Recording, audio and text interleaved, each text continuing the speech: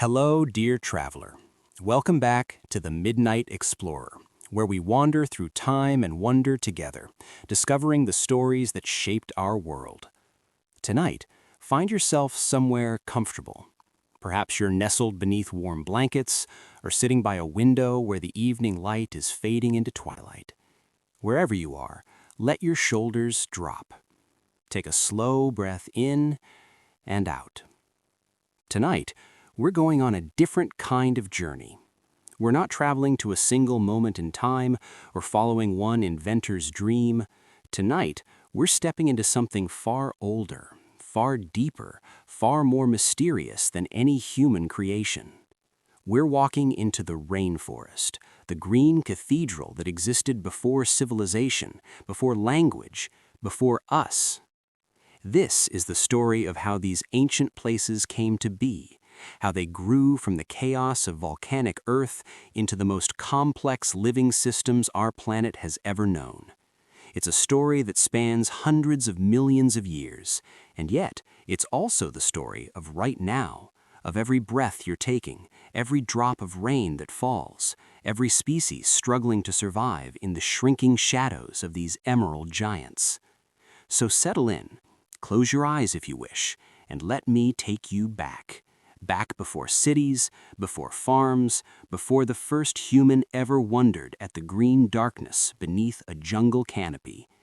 Let's go back to the beginning, a world without color. It's difficult, isn't it? Our minds are so accustomed to the spectrum of life, the blue of sky, the brown of earth, the endless variations of green.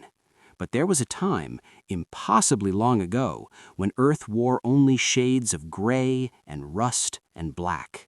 The sky was thick with carbon dioxide, the oceans were warm and toxic, the land was bare rock, volcanic and violent, shaped by forces too powerful for anything we know as life to survive. This was Earth roughly 4 billion years ago, a young planet, still finding its rhythm, still cooling from its fiery birth. And yet, even in this hostile world, something was stirring. In those ancient oceans, protected by water from the harsh radiation of a young sun, the very first glimmers of life were beginning their long, patient work. They were simple things, these first organisms, single cells floating in the chemical soup of primordial seas. They had no thoughts, no desires, no awareness of their own existence. They simply were. And they did one thing that would change everything. They learned to capture the light of the sun and turn it into energy. Photosynthesis. It's such a common word to us now, mentioned in passing in school science classes, written on the backs of cereal boxes alongside nutritional information. But take a moment to feel the weight of what it means. These microscopic organisms discovered how to trap sunlight, something intangible, something that pours down from a star 93 million miles away, and transform it into the solid, tangible building blocks of life. For hundreds of millions of years, these photosynthetic bacteria were the only life on Earth. Cyanobacteria, we call them now, blue-green algae, and they were slowly, breath by breath, changing everything. Every time they absorbed sunlight, they split water molecules and released oxygen as waste. Oxygen that bubbled up through the oceans and eventually, gradually, began to fill the atmosphere. Imagine it, the first green breath of our planet. Oxygen, which would become essential to nearly all complex life, was initially just pollution, the exhaust from these tiny living factories.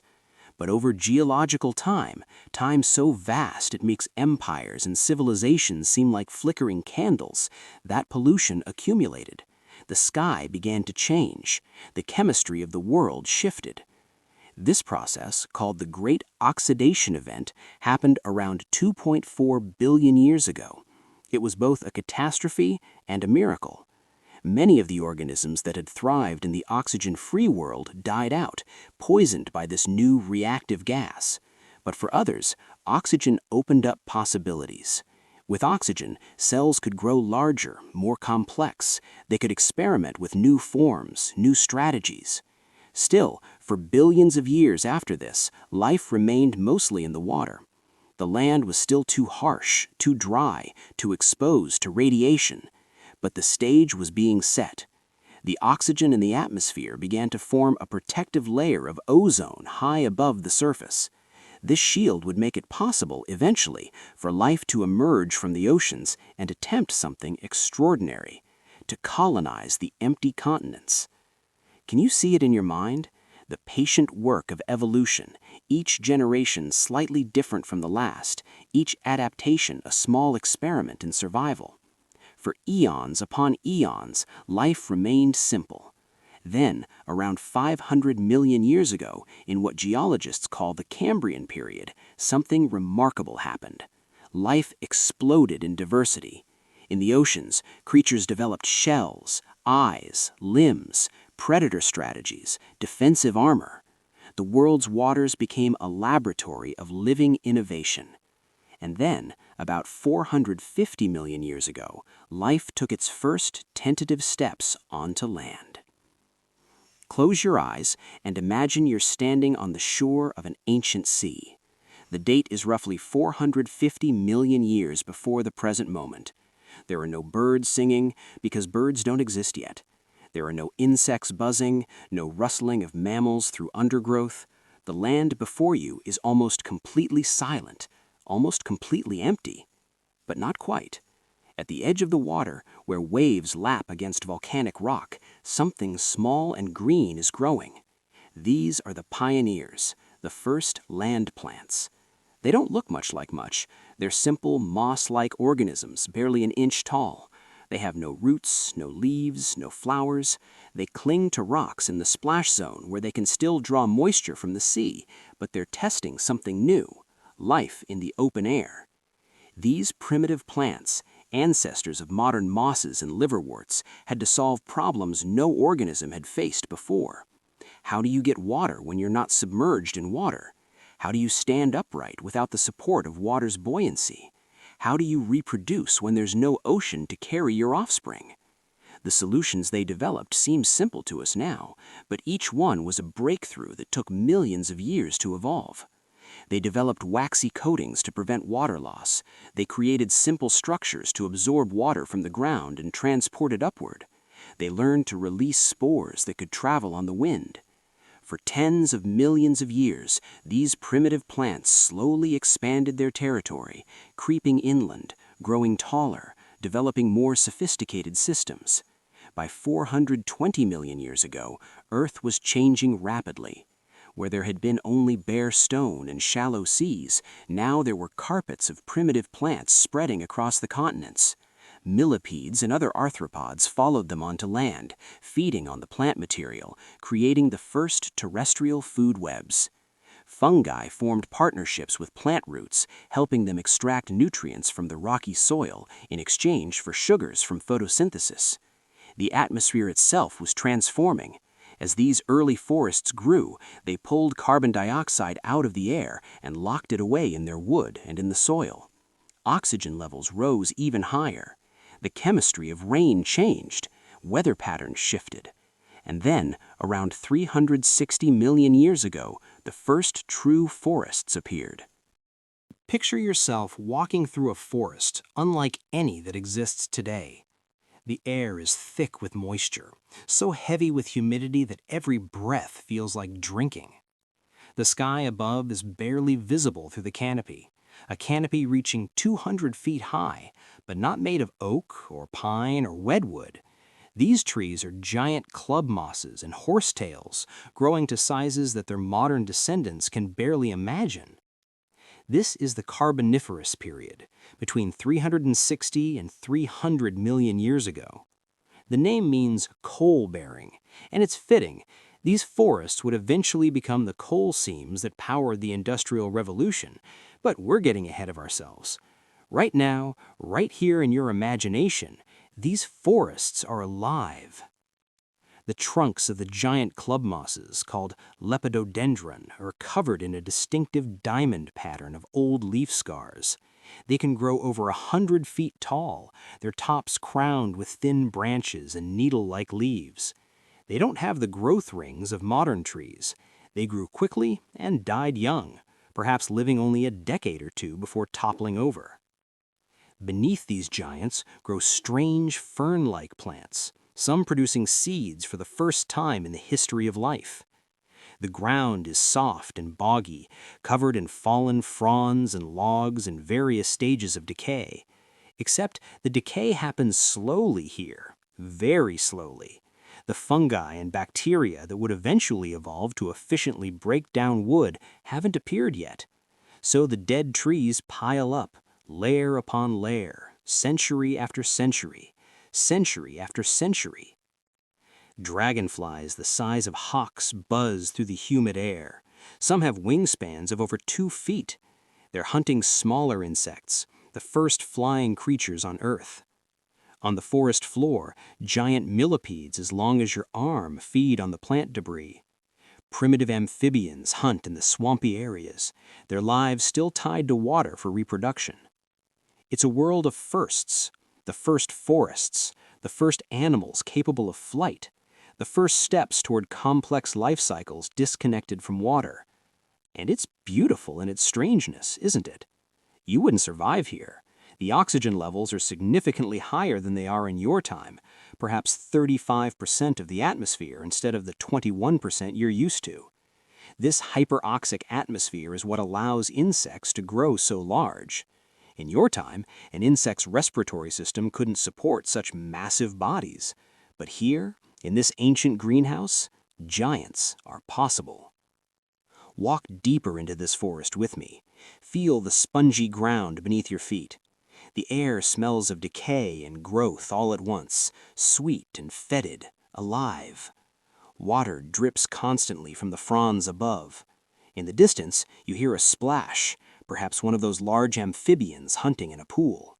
The light is green and dim, filtered through layers of vegetation. These forests dominated the tropical regions of Earth for tens of millions of years, and all the while, the dead trees accumulated in the swamps, layer upon layer, compressing slowly under their own weight. These layers would eventually be buried under sediment, pressed and heated by geological forces, transformed over millions of years into coal, stored sunlight from a world so ancient it seems like a dream. But all things change. The climate shifted. The continents drifted together into the supercontinent of Pangaea. The swampy lowlands dried out. Many of the giant club mosses and horsetails declined, unable to adapt to drier conditions. In their place, new plants began to dominate, plants with more sophisticated adaptations to dry land. The gymnosperms, the seed plants. Let me tell you about seeds, dear traveler, because they're more miraculous than we often realize. Imagine you're a plant trying to reproduce in an ancient forest. The early plants released spores, microscopic particles that drifted on the wind, each one a single cell. If a spore landed in a suitable spot, it might grow into a new plant. But it was a gamble. The spore had no nutrients stored within it, no protection, no backup plan. Most spores simply died. Seeds changed everything. A seed is a baby plant wrapped in food, packaged in a protective coat, and designed to wait. It can survive drought, cold, heat, even being eaten by animals and passed through their digestive systems. Some seeds can remain dormant for years, decades, even centuries, waiting for exactly the right conditions to sprout. They're time capsules, escape pods, promises of future life. The evolution of seeds, which happened around 360 million years ago, was one of the most important innovations in the history of plants. It allowed them to move farther from water, to colonize drier environments, to survive through difficult seasons. The plants that mastered this technology, the gymnosperms, including conifers, cycads, and ginkgos, began to dominate the world's forests. By 250 million years ago, at the beginning of the Triassic period, these seed plants had spread across much of the supercontinent of Pangaea. Vast forests of primitive conifers and seed ferns stretched across the landscape. The climate was warm and often dry, with intense seasonal variations. The old coal swamps were mostly gone, replaced by forests that looked increasingly familiar, more like the forests you might recognize from your own time, though filled with unfamiliar species. This was the world of the early dinosaurs. Yes, close your eyes and picture it, that classic scene. Long-necked sauropods browsing on the tops of tall conifers. Smaller dinosaurs darting through the undergrowth, hunting insects and small animals. Pterosaurs gliding between the trees. The forests were noisier now than they had been in the Carboniferous. Dinosaurs called to each other, insects buzzed, the wind rustled through needle-covered branches. And yet, these forests still weren't rainforests, as we know them. The rainforests, those dense, species-rich, multi-layered jungles that cover the tropics, needed one more revolution, one more extraordinary innovation in plant evolution.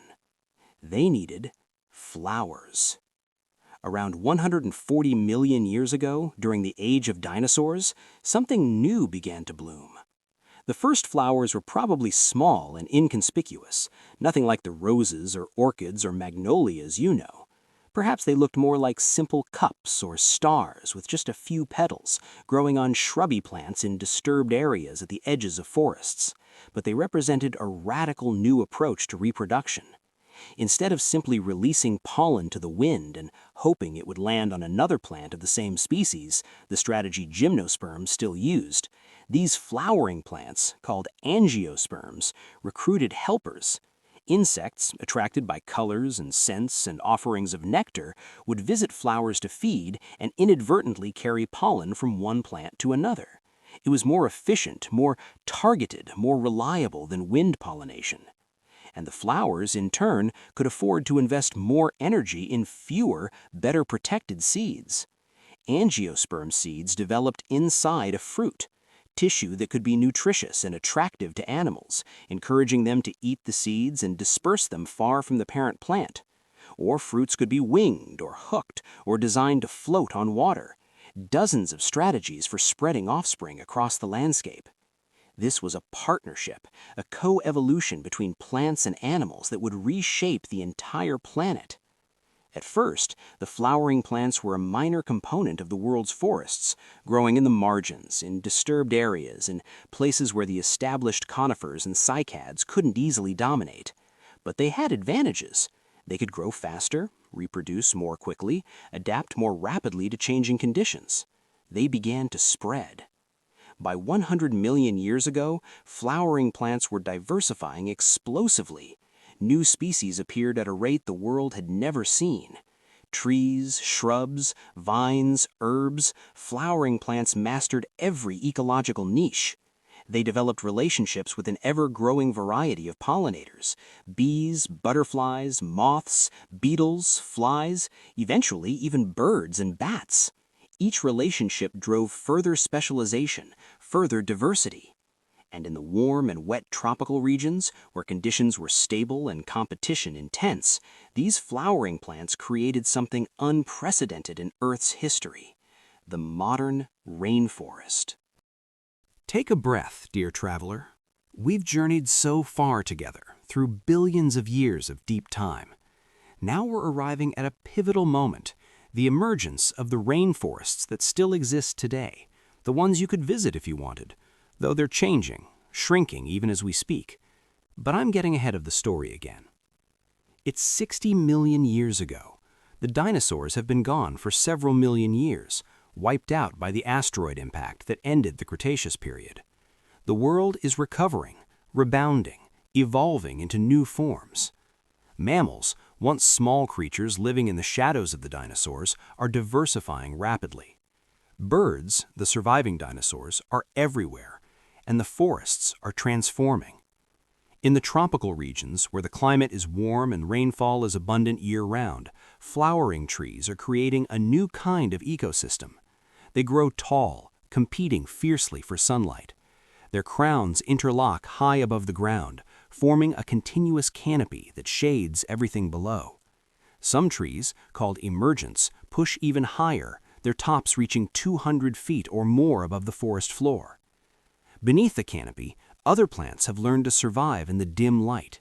Shade-tolerant shrubs and saplings wait patiently for a gap to open in the canopy, for an old tree to fall and create a patch of sunlight they can race to claim. Vines called lianas climb the trunks of trees, using them as scaffolding to reach the light without investing energy in thick trunks of their own. And then there are the epiphytes, plants that have given up on the ground entirely and grow on the branches of other plants. Orchids, bromeliads, ferns, they perch in the canopy, their roots dangling in the air, absorbing moisture from the frequent rains and the ever-present humidity. They're not parasites. They don't take nutrients from their host trees. They simply use them as platforms, as ways to access the light. This layered structure, emergent trees, closed canopy, understory, shrub layer, forest floor, creates countless ecological niches, places where different species can specialize. And specialize they do. By 40 million years ago, tropical rainforests house more biodiversity per acre than anywhere else on Earth. Walk through this forest with me in your mind. Not the same kind of walk we took through the Carboniferous coal swamps. This is different.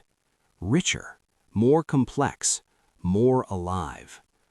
The air is hot and humid, but beneath the canopy it's surprisingly dim, a perpetual green twilight. The trees around you are impossibly tall, their trunks smooth or buttressed with massive roots that spread like walls across the forest floor. You can barely see the canopy far above, just glimpses of green, flashes of sky. The sounds are everywhere. Birds calling, a constant background chorus. Monkeys hooting in the distance. Insects buzzing, clicking, chirping, layers upon layers of sound. Water drips, leaves rustle, something small moves through the undergrowth nearby. The smells are rich and complex. Decaying leaves, wet earth, the sweet perfume of flowers you can't see, blooming somewhere high in the canopy. Occasionally, a different smell drifts past, musky, animal, quickly fading. Everything is alive. Every surface is covered with something growing, feeding, reproducing, dying. Moss clings to bark. Fungi push through fallen logs. Insects crawl across leaves, leaving intricate trails. Spiderwebs glisten with dew. Termites build towering mounds. Ants tend gardens of fungus inside hollow trees. This is the rainforest as it has been for millions of years, a living system of such complexity that scientists still don't fully understand all its connections, all its relationships, all its secrets. Let me tell you a story about a fig tree. Not just any fig tree, but a strangler fig, one of the most remarkable plants in the rainforest. Its story begins high in the canopy, where a bird or a bat has eaten a fig fruit and then perched on a branch of another tree to rest. In its droppings, tiny seeds are deposited in a crack in the bark, in a place where water collects, where a little bit of decaying matter has accumulated. One of those seeds germinates. The seedling sends roots down the trunk of its host tree, reaching for the ground far below. It also sends stems upward toward the light. At first, it's just a small plant, dependent on the meager resources available in its aerial perch. But as its roots reach the soil and tap into nutrients and water, it grows faster. Its stems thicken. It sends out more roots, which encircle the host tree, fusing together, forming a lattice. Years pass, decades. The fig tree continues to grow, its canopy spreading, its root network strengthening. Eventually, its leaves overshadow the host tree, stealing its light. Its roots constrict the host's trunk. The host tree, starved and strangled, dies. It rots away, leaving the fig tree standing on a hollow cylinder of its own roots, a cathedral of wood that once enclosed another tree entirely. It sounds cruel, doesn't it? Parasitic. And yet, the strangler fig is now one of the most important trees in the forest. Its fruit is a keystone resource, feeding countless species. It fruits multiple times a year, providing food when other sources are scarce. Birds, bats, monkeys, insects, they all depend on the fig, and in eating its fruit, they disperse its seeds, continuing to cycle. This is the rainforest, a web of relationships so intricate that you can't remove one strand without affecting countless others. Consider the leafcutter ants, marching in endless columns along the forest floor and up into the canopy. They're not eating the leaves they cut. Instead, they carry them back to their underground colony, where they chew them into mulch and use them to grow fungus gardens. The ants eat the fungus. They're farmers, cultivating crops underground, one of the few non-human species to practice agriculture. But the story doesn't end there. The fungus produces chemicals that help break down the plant material. Bacteria living in the ants' bodies help them digest. Other species of insects specialize in living inside leafcutter colonies, feeding on the refuse. Larger animals hunt the ants along their trails. The partially decomposed leaf material that the ants discard enriches the soil. Everything connects. Or think about the relationships between flowering plants and their pollinators in the rainforest. Some orchids have evolved flowers shaped exactly like female wasps, even releasing chemicals that mimic wasp pheromones. Male wasps, deceived, attempt to mate with the flower, and in the process pick up pollen. It's manipulation, but it's also partnership. The orchid gets pollinated, and the wasp at least gets practice. Some plants flower only at night, attracting moths and bats with pale colors and strong scents. Others bloom during the day in brilliant reds and yellows to catch the attention of hummingbirds and sunbirds. Each plant has its partners, its pollinators, its seed dispersers. And the relationships go deeper than anyone expected. In recent decades, scientists have discovered that the trees in a rainforest are connected underground by vast networks of fungal threads called mycorrhizae. These fungi attach to the roots of trees and exchange nutrients with them. The fungi provide minerals and water, and the trees provide sugars from photosynthesis. But the network doesn't just connect one tree to one fungus, it connects many trees to many fungi, creating a super wood web through which trees can share resources. A large tree with roots deep in the soil can share water with a smaller tree during drought. A tree in a sunny spot can share sugars with a seedling growing in the shade. Mother trees appear to recognize their offspring and send them extra resources. The rainforest isn't just a collection of individual organisms competing for survival. It's a superorganism, a community, a system where cooperation and competition are intertwined in ways we're only beginning to understand. Now let me guide your mind's eye across the planet. Where do these incredible forests grow? Why are they found where they are and not everywhere? The answer lies in climate. Specifically, in the band of Earth around the equator, where sunlight strikes most directly, where temperatures remain warm year-round, and where rainfall is abundant. Imagine Earth from space. The equator is like a belt around its middle, and on either side of it, roughly between the Tropic of Cancer and the Tropic of Capricorn, is where you find most of the world's tropical rainforests. But they're not continuous. They're broken into several distinct regions, each with its own character, its own unique collection of species. The largest rainforest in the world is the Amazon, spreading across much of northern South America. Close your eyes and try to picture its scale. Nearly 2.5 million square miles, roughly the size of the entire continental United States. The Amazon River and its tributaries wind through this immense forest, carrying water from the Andes Mountains to the Atlantic Ocean. The Amazon is so vast that it creates its own weather. The trees release enormous amounts of water vapor through their leaves, a process called transpiration. This moisture rises, forms clouds, and falls again as rain. Some of this water is recycled many times as it moves from the ocean across the forest toward the mountains. The Amazon is sometimes called the lungs of the earth, though that's not quite accurate. It produces oxygen, yes, but it also consumes most of that oxygen in the respiration of its countless organisms. What it really does is regulate climate, store carbon, and house perhaps 1 in 10 of all species on Earth. Fly east across the Atlantic Ocean in your imagination. You'll reach the Congo Basin in Central Africa, the world's second largest rainforest. It's darker here, denser, with fewer large rivers cutting through the canopy. The trees grow so close together that the forest floor is often dim even at midday. It's home to gorillas and chimpanzees, forest elephants and okapis, countless birds and insects found nowhere else on Earth. Continue east and you'll cross the Indian Ocean to the rainforests of Southeast Asia, fragmented now, spread across Indonesia, Malaysia, Thailand, and the Philippines, but once more continuous. These are the forests of the orangutans and tigers, of birds of paradise with their spectacular courtship displays, of rafflesia flowers that bloom directly from the forest floor, some reaching 3 feet in diameter, the largest flowers in the world, smelling of rotting meat to attract pollinating flies.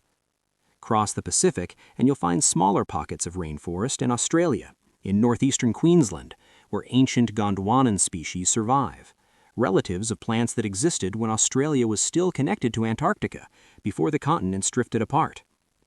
And scattered across the Pacific Islands, on New Guinea and countless smaller islands, are rainforests that have evolved in isolation, developing unique species found nowhere else on Earth. But rainforests aren't only tropical. In temperate regions with heavy rainfall, you find temperate rainforests, cooler, dominated by different species, but still lush and green. The Pacific Northwest of North America has temperate rainforests of enormous conifers, Douglas firs, Sitka spruces, western hemlocks, trees that can live for 1,000 years and grow to incredible sizes. Chile has temperate rainforests, so does Tasmania. So does New Zealand, with its ancient podocarp forests and tree ferns that look like they belong in the Carboniferous. Each of these forests is precious. Each is irreplaceable. Each has taken millions of years to evolve, to develop its intricate webs of relationships, its unique collection of species, and each, in our time, is under threat. But we'll come to that. First, let me tell you about the beings who discovered these forests long before scientists gave them Latin names and drew them on maps. Imagine, if you will, a band of humans walking through the rainforest about 50,000 years ago. They're modern humans, Homo sapiens, anatomically just like you. They've journeyed from Africa, where humans first evolved, spreading across Asia. Some of their ancestors traveled along the coasts, living on seafood. Others moved inland. And now, some have entered the rainforest. It must have seemed like another world. These people were used to savannas, to open woodlands, to places where you could see the horizon.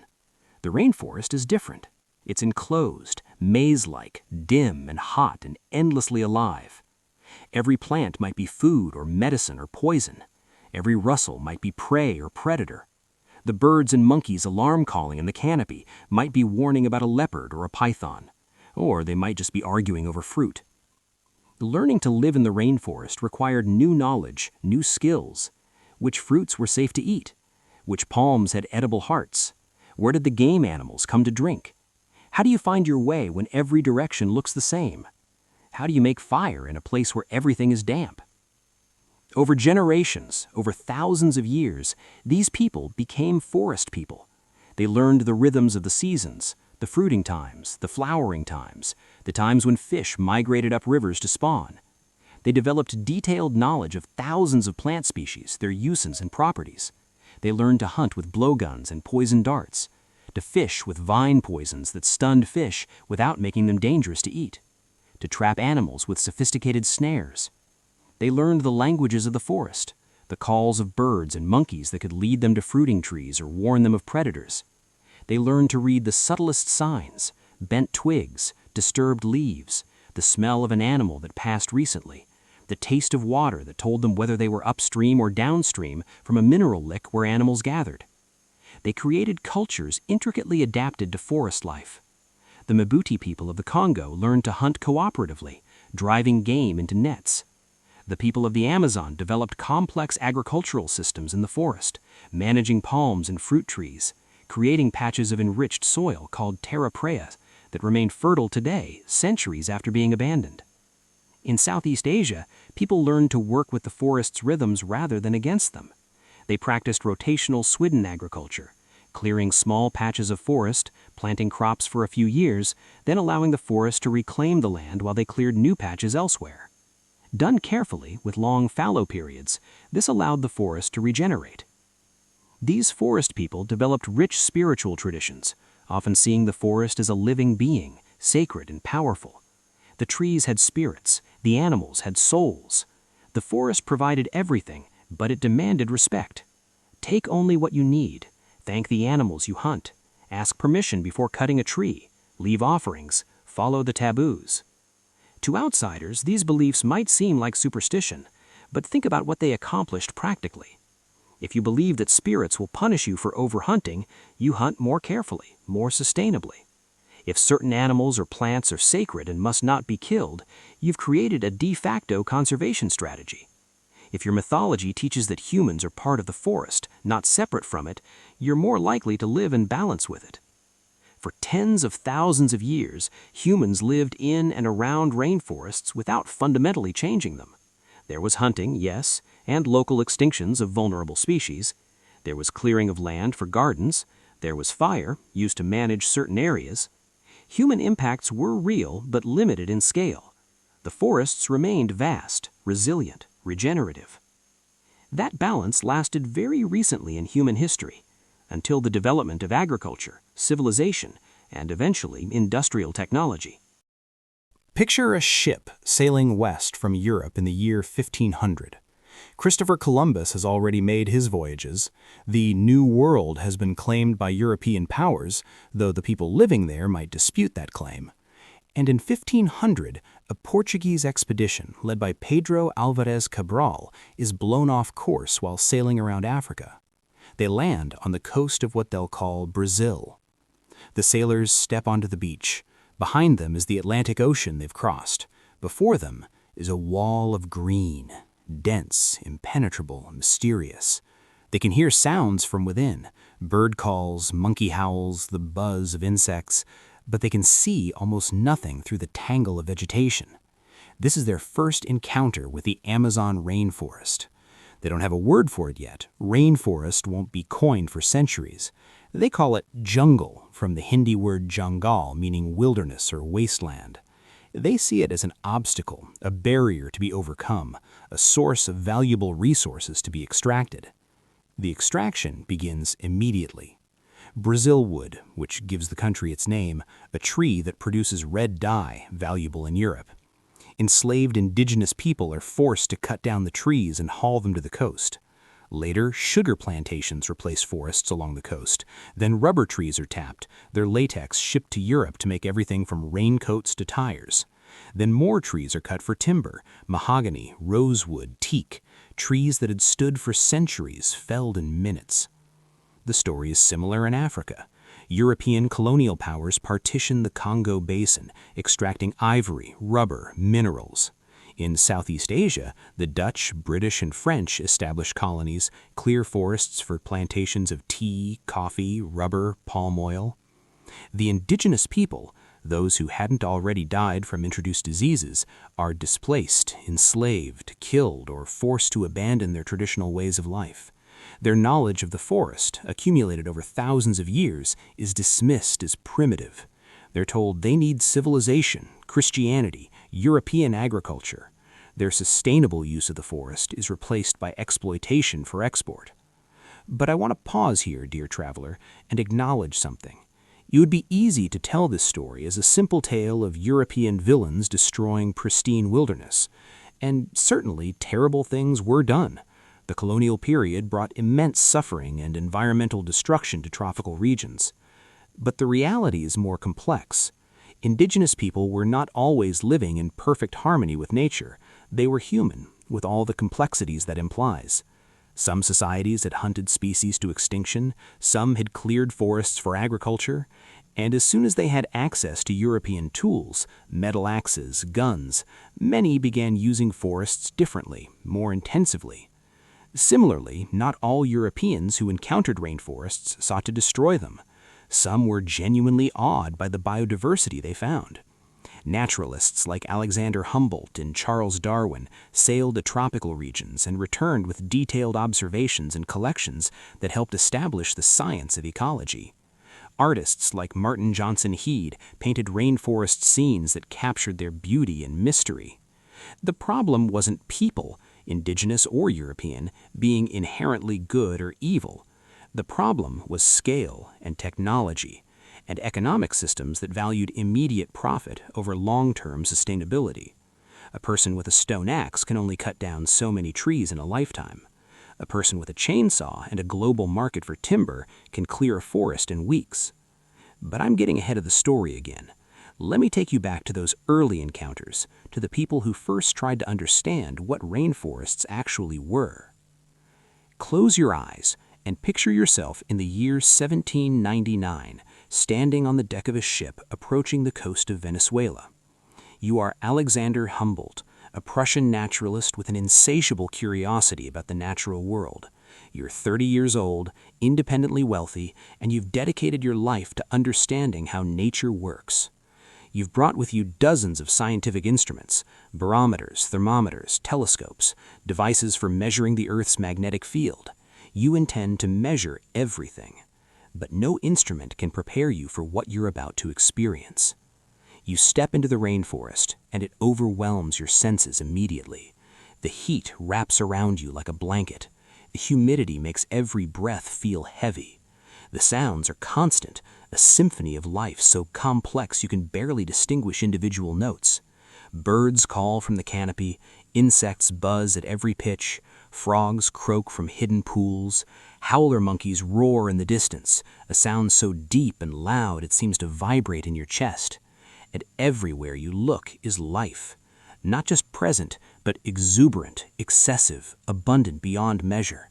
Vines drape from every branch, orchids cluster on tree trunks, ants march in rivers across the forest floor. Butterflies the size of your hand drift through shafts of sunlight. A toucan watches you from a branch, its absurd beak somehow perfectly balanced. You begin to collect specimens. You press plants between sheets of paper, preserving them for study. You sketch the shapes of leaves, the structures of flowers. You catch insects and preserve them in alcohol. You measure temperatures at different heights in the forest. You note the relationships between elevation, temperature, and the species you find. Humboldt will spend 5 years exploring the rainforests and mountains of South America. He'll travel thousands of miles, most of it on foot or by canoe. He'll collect thousands of plant specimens, including hundreds of species new to science. But more importantly, he'll begin to see patterns. He notices that certain plants grow together, forming associations. He sees how temperature and rainfall determine which species can live in an area. He observes how mountains create barriers that isolate populations, allowing new species to evolve. He begins to understand that nature is not just a collection of individual organisms, but a web of relationships, a system. When Humboldt returns to Europe and publishes his observations, they revolutionize science. He doesn't just catalog species, he describes how they relate to each other and to their environment. He creates some of the first maps showing how vegetation changes with altitude and latitude. He writes about nature with both scientific precision and poetic beauty, inspiring a generation of naturalists. One of those inspired naturalists is a young Englishman named Charles Darwin. Now, shift forward in time. It's 1832, and Darwin is sailing around the world on HMS Beagle. He is 23 years old, fresh out of Cambridge, supposedly training to be a clergyman, but much more interested in beetles and geology. When the Beagle stops in Brazil, Darwin ventures into the rainforest. Listen to how he describes it in his journal. The day has passed delightfully. Delight itself, however, is a weak term to express the feelings of a naturalist who, for the first time, has wandered by himself in a Brazilian forest. The elegance of the grasses, the novelty of the parasitical plants, the beauty of the flowers, the glossy green of the foliage, but above all, the general luxuriance of the vegetation filled me with admiration. Darwin will spend months in Brazil, collecting specimens, observing, wondering, why are there so many species here? Why such incredible diversity? These questions will haunt him for years, eventually contributing to his theory of evolution by natural selection. Other naturalists follow. Alfred Russel Wallace spends years in the Amazon and Southeast Asia collecting specimens to sell to museums and private collectors back in Europe, a common way for naturalists to fund their work. Wallace, like Darwin, begins to wonder about the origins of species. He notices that rivers in the Amazon seem to act as barriers, with different species of monkeys on either side. He sees how islands in the Malay archipelago each have unique species. He independently develops a theory of evolution remarkably similar to Darwin's. Henry Walter Bates spends 11 years in the Amazon, collecting over 14,000 species, most of them insects, more than 8,000 new to science.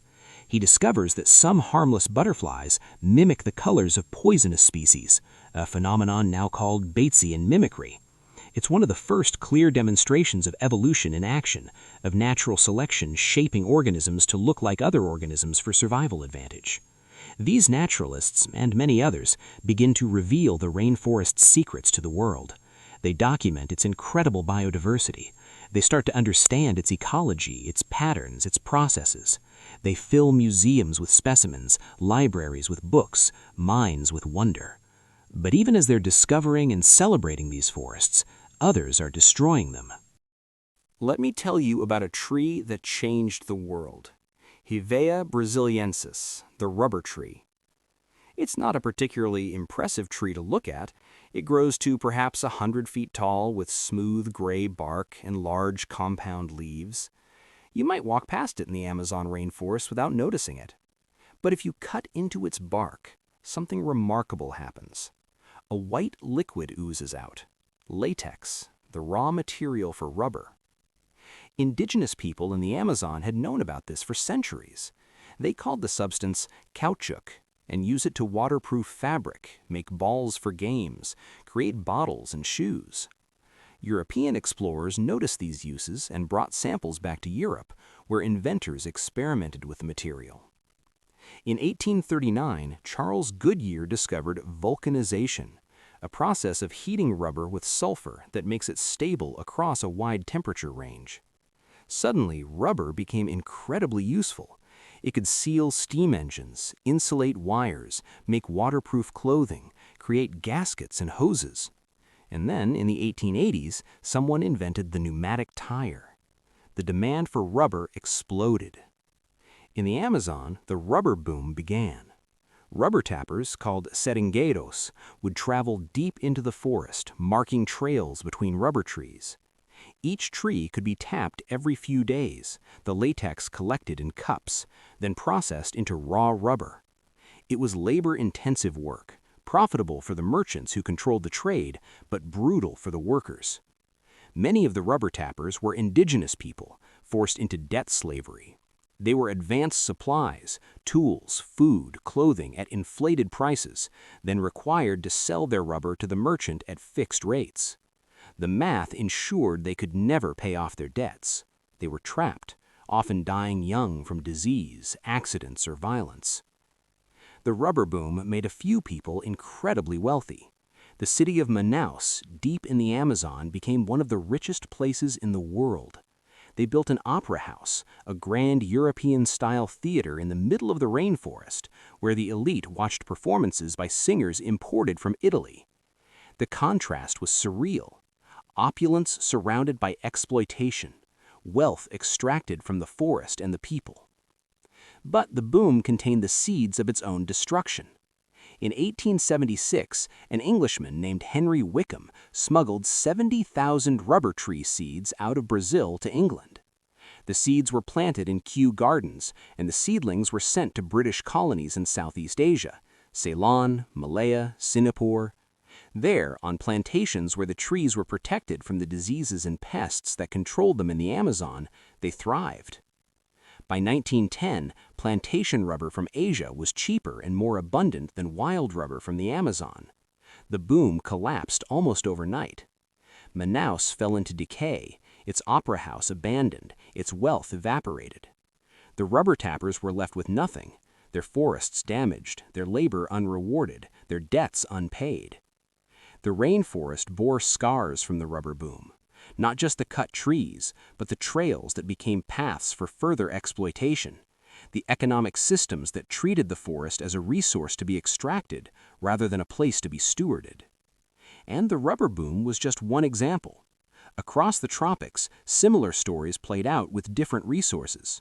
Mahogany logging in Central America, teak extraction in Southeast Asia, palm oil plantations replacing rainforest in Indonesia, coffee and cacao farms spreading across cleared land. Each resource, each boom, each cycle of exploitation left the rainforests smaller, more fragmented, more vulnerable. But something else was happening during this time too. As naturalists documented the rainforest's biodiversity and shared their findings with the world, some people began to wonder, what happens if these forests disappear? What will we lose?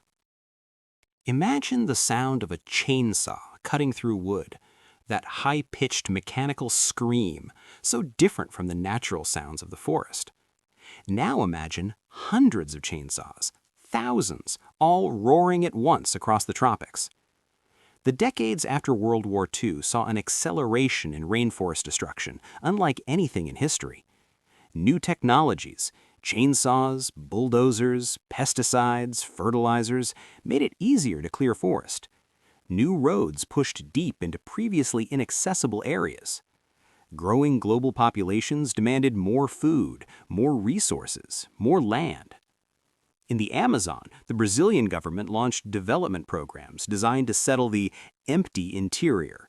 Of course, it wasn't empty. Millions of indigenous people live there, along with billions of other organisms, but they were deemed obstacles to progress. The government built the Trans-Amazonian Highway, a road stretching thousands of miles through the heart of the rainforest. Along the highway, settlers were given plots of cleared forest land to farm. The pattern was almost always the same. Clear the forest, burn the slash, plant crops or pasture for cattle, get a few good years out of the thin soil, watch yields decline as nutrients are depleted and weeds invade, clear more forest and start again. From the air, the destruction created a distinctive pattern, a herringbone structure of roads with cleared areas spreading out from them like ribs. Satellite images from the 1980s and 1990s showed these patterns spreading across the Amazon like a disease, the green replaced by brown and tan. In Southeast Asia, the pattern was different, but the result was the same. Logging companies cleared forests for valuable timber, teak, mahogany, other hardwoods. Behind them came palm oil plantations. Oil palm produces more oil per acre than any other crop, and the demand for palm oil was exploding. It went into everything: food products, cosmetics, biofuels. Vast monocultures of oil palm replaced diverse rainforests. In Central America and the Caribbean, forests were cleared for cattle ranching, banana plantations, coffee farms. In Africa, the bushmeat trade intensified, as roads made it easier to transport meat from the forest to cities, and growing populations meant more demand. Hunters with modern weapons could kill far more animals than traditional hunting methods allowed. The numbers are staggering and heartbreaking. Best estimates suggest that humans have cleared about half of the tropical rainforests that existed when agriculture began, and most of that clearing happened in the last 100 years. In some regions, the Atlantic rainforest of Brazil, for instance, more than 90% of the original forest is gone, replaced by cities, farms, and cattle pastures. But it's not just about the area cleared. Fragmentation matters too. When you cut roads through a forest, even if you don't clear all the trees, you change the forest profoundly. You create edges where the forest meets cleared land. These edges are drier, hotter, more vulnerable to fire. They allow invasive species to enter.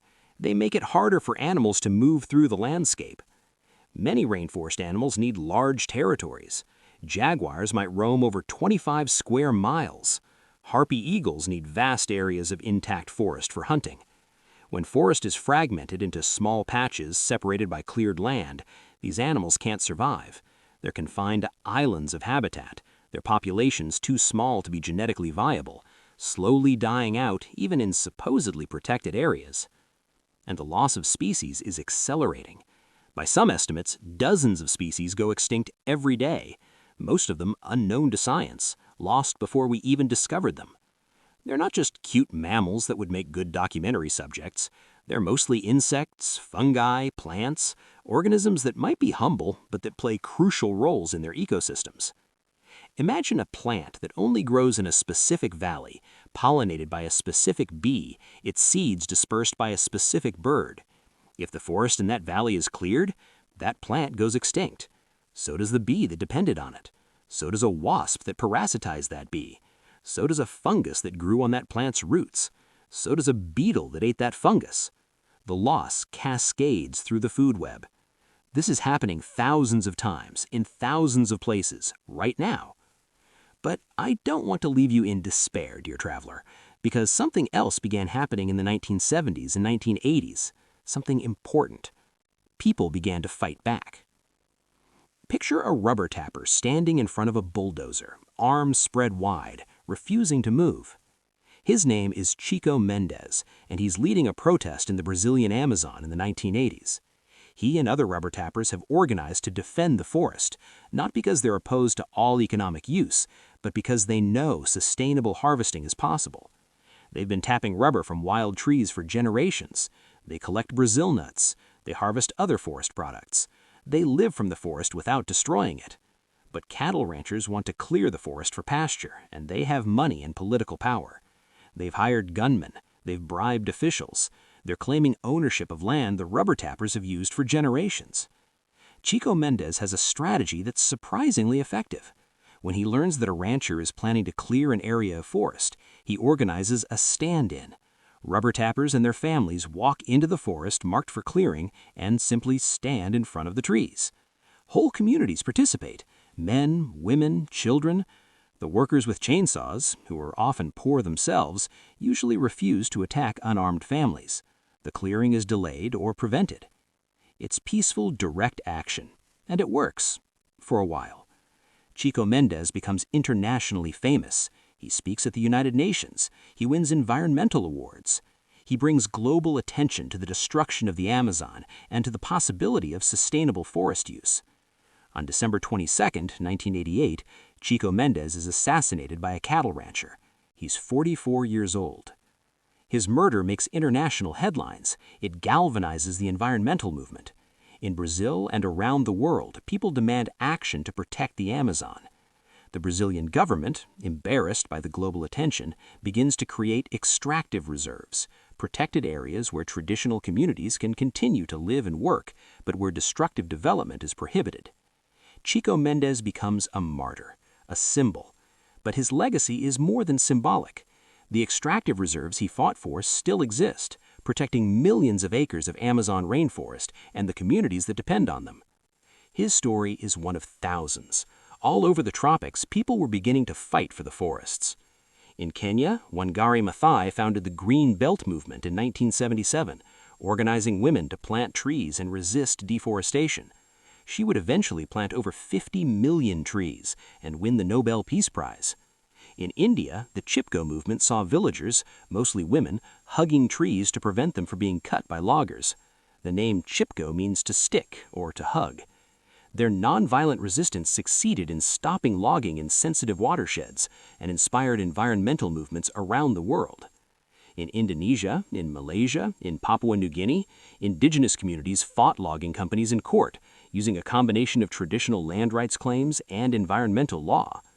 And in the developed world, environmental organizations were growing in size and power. Greenpeace, the World Wildlife Fund, Conservation International, the Nature Conservancy, these groups were raising money, buying land for conservation, lobbying governments, educating the public about the importance of rainforests. Scientists were contributing too, producing research that quantified the value of intact rainforests. They showed that rainforests regulate global climate by storing carbon and producing rainfall. They documented the pharmaceutical potential of rainforest plants, thousands of compounds that might lead to new medicines.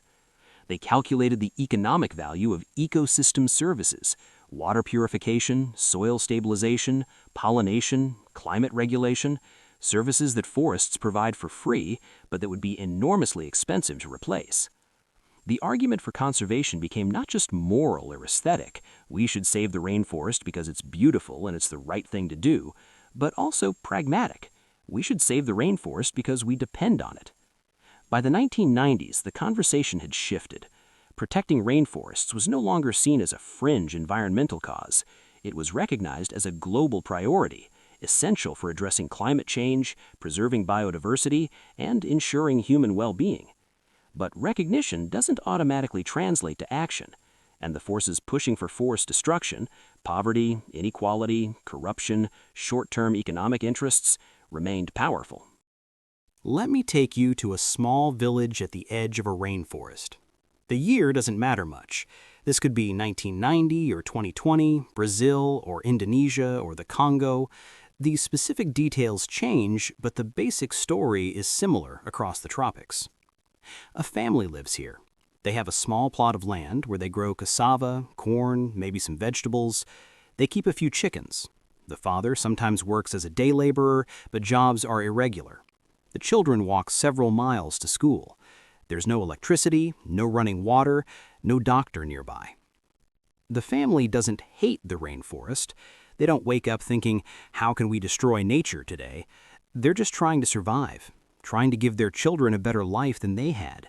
And when someone offers them money to clear a bit more forest, to grow coca plants or marijuana or palm oil or soybeans, they often say yes, not because they're greedy or evil, but because they're desperate.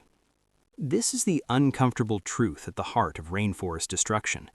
The people doing the cutting are often poor, marginalized, with few other options. They're not the primary beneficiaries of the destruction. Those are usually the wealthy landowners, the corporations, the politicians who profit from the trade. But they're the ones wielding the chainsaws, and they're doing it because they need to feed their families. Telling them to stop, without offering alternatives, is asking them to choose between conservation and their children's well-being. That's not a fair choice. The causes of deforestation are complex, layered, interconnected. There's the immediate cause, someone cutting a tree, but behind that are deeper causes. There's poverty and inequality. When wealth is concentrated in the hands of a few, when governments fail to provide basic services or economic opportunities, people are pushed to exploit whatever resources they can access, including forests. There's unclear land tenure. In many countries, the law around who owns land, especially forest land, is ambiguous or poorly enforced. This creates a race to claim land by clearing it. If you clear forest and put cattle on it, in many places that establishes a legal claim to ownership. Perversely, the law incentivizes forest destruction. There's corruption. Logging companies bribe officials to get access to protected forests. Ranchers hire gunmen to intimidate enforcement agents. Politicians accept campaign contributions from industries that profit from deforestation, then pass laws or look the other way when laws are broken. There's infrastructure development. Building a road through intact forest doesn't immediately destroy that forest, but it makes it accessible. Settlers follow the road. Loggers follow. Miners follow.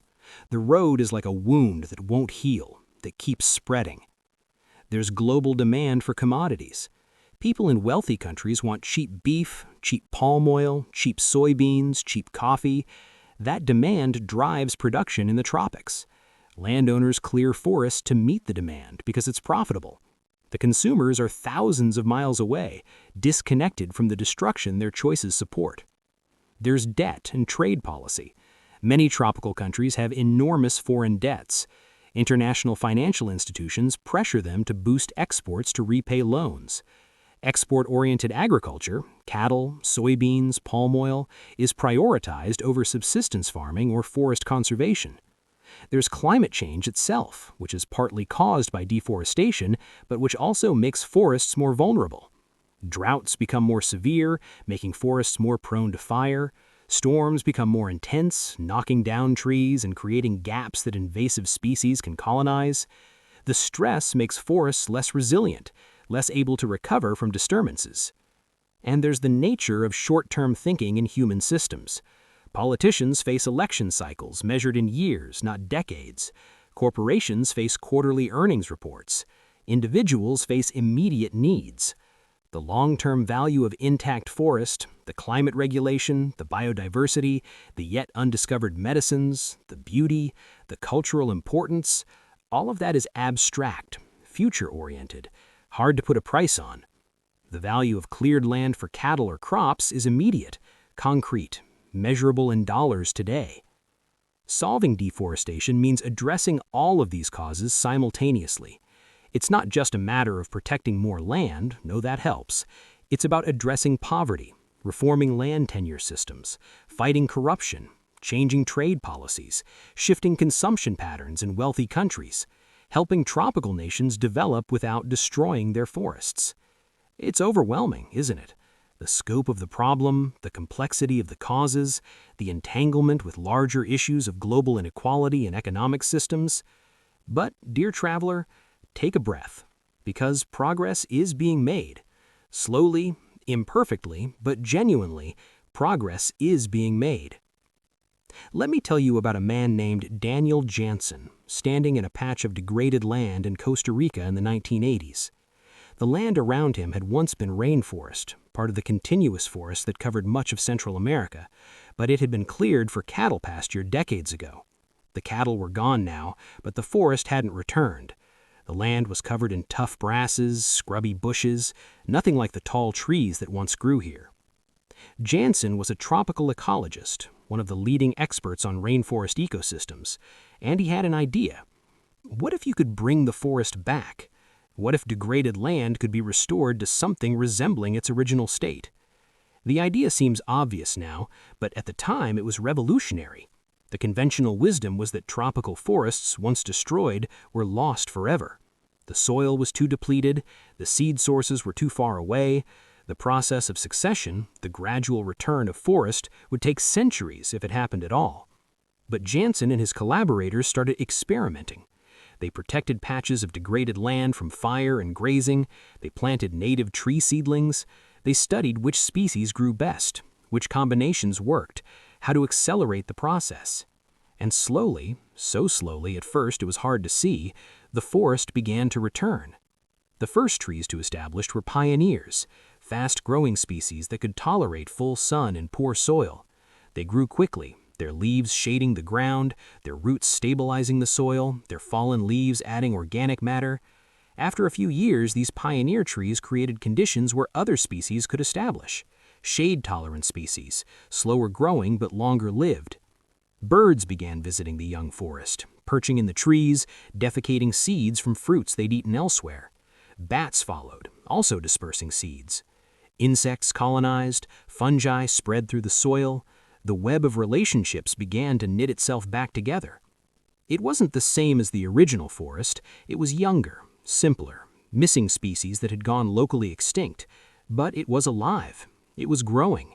It was providing habitat, storing carbon, stabilizing soil, beautifying the landscape.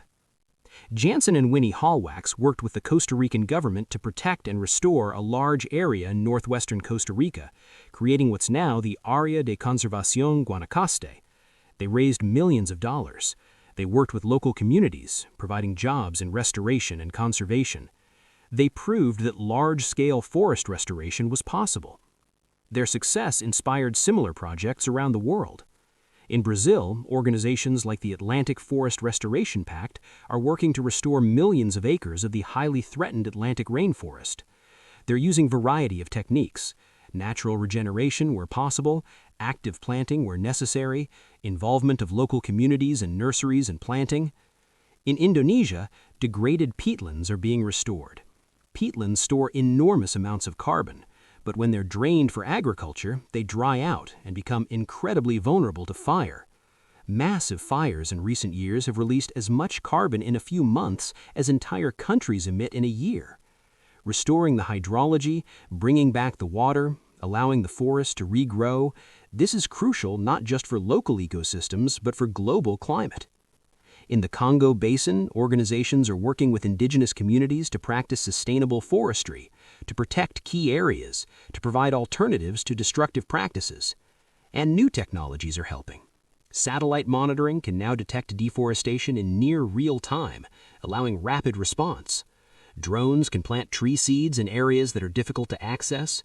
Genetic techniques can identify and protect the most genetically diverse populations of threatened species. There's market-based approaches too.